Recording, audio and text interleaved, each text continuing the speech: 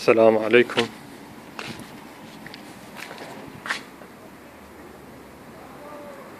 عندنا هذا البط طاير اليوم 4/2/2014. عمر ذيل الطير 44 يوم. هسه الساعة تقريبا 10:30. طيرته 7:15.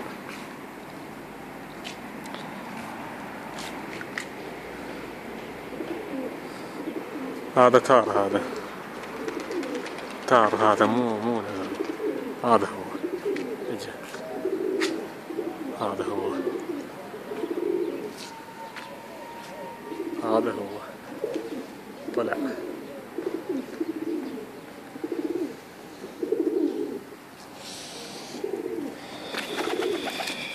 طبعا الطير مطيارة حلوة يعني،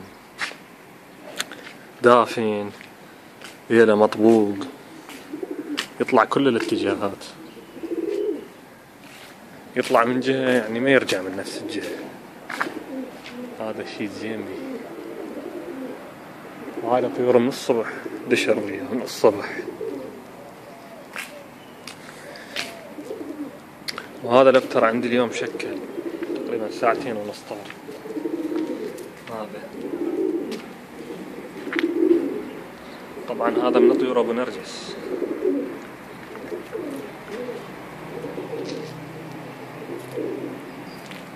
طيارة حلو بعد ابتر ما يدق. هذا الطير طبعا هذا الطير بيمرس الخشاليات، هو بوقتها انطانه من عدل.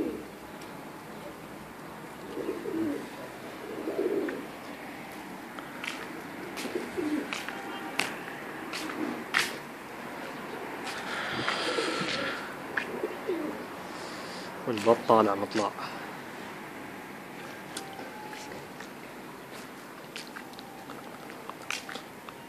هذا التار هم يجر مثل الازرق، هم من الصبح طاهر. هذا الازرق اجي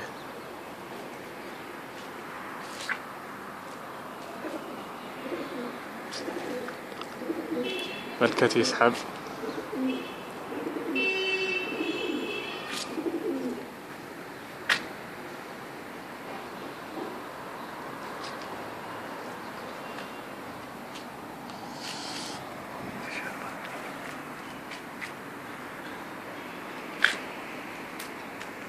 طلع ستار. جه ما ادري يبين بالتصوير ما يبين. بس هذا المقطع الصبح ان شاء الله. الظهر هم اصور له مقطع، ونشوف الحد ايش وقت يبقى للمغرب هم اصور مقطع ثالث. انا صورت الصبح مقطع تقريبا 9:30، بس كان طول المقطع 17 دقيقة. شو حملته ما قبل يحمله، ملكته حمله ذاك المقطع هم حلو.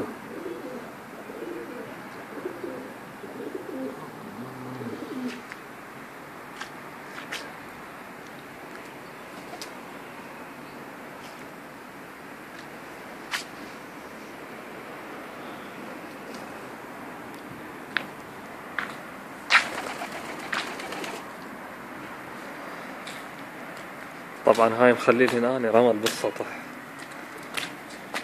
ضروري هذا الرمل الهم.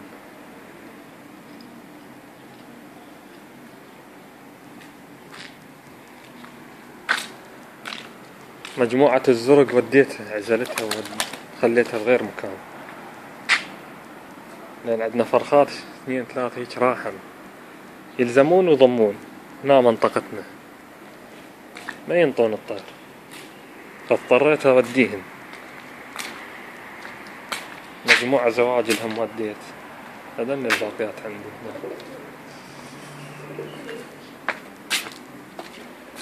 ما ادري سولتهن هنا ينزلن شنو فيلمهن.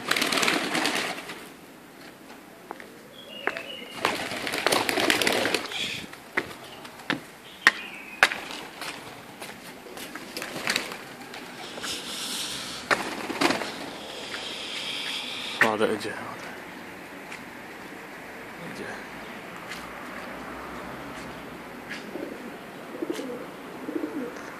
اليوم عمر ذيله 44. بعد فصلة طيرة فد يومين ان شاء الله اذا الله خلانا طيبين للجمعة راح تجي لجنة الحكام تحكم عليه. شوف زين مو زين، انا بنظري زين مو على مضطيري، لان هاي المسابقة اللي هسه بكركوك 53 جناي مشتركين بالمسابقة. لحد الان طير واحد طار 38 يوم عمر ذيله ورايح ماكو، يعني ما حد مدى يطيرون، وهذا 44 ميبث. ونشوف شلون ان شاء الله صور مقطع ثاني، لان مقاطع طويلة مدى يحملها الانترنت. تحياتنا.